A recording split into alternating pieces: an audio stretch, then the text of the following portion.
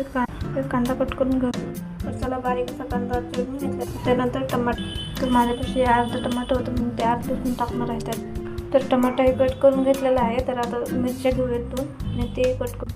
तर मी ते एक मिरची कट करून घेतलेली आहे. तर आता कढई ठेवूया. आपण आता कढई, त्यामध्ये आता आपण तेल ओतून झाल्यानंतर आपण त्यामध्ये कांदा, नंतर आपण कांदा त्याला हलवून घ्यायचं आणि त्यामध्ये मिरची ॲड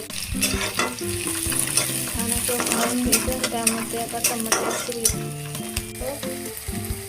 भाजी द्यायचं. नंतर मी लसूण टाकायचं. आपल्याला लसूण टाकायचं. वगैरे टाकून झालं त्यातमध्ये छान अशी भाजी देऊन घेतली. आता ती भाजी त्यातमध्ये टाक.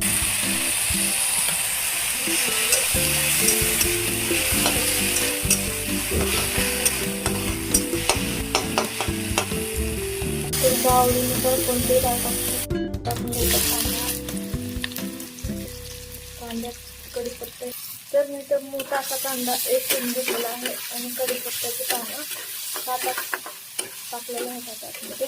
आणि कांदा लवकर भाजण्यासाठी थोडंसं त्यामध्ये मीठ ॲड करूया. तर मी कुकरमध्ये एका पातेल्यामध्ये भात आणि खाली छोले लावले होते. मग ते आता शिजलेत. आता मग फोडणी देऊयात. इथं भाजत आहे कांदा. नंतर भाजून घ्यायचं. टमाटर चांगलं भाजी द्यायची. त्याला तळून घ्यायचं. हे गार्लिक पेस्ट टाकून टाकायचा. गरम मसाला, खडा मसाला टाकून घ्यायचा. गरम मसाला त्यामध्ये छोले टाकून घेतलेले आहेत. आणि मी चटणी वरतून टाकते, तेलात नाही टाकते. त्यानंतर टाकू पोटो घरात त्यासाठी चटणी मी वरतून टाकणार आहे.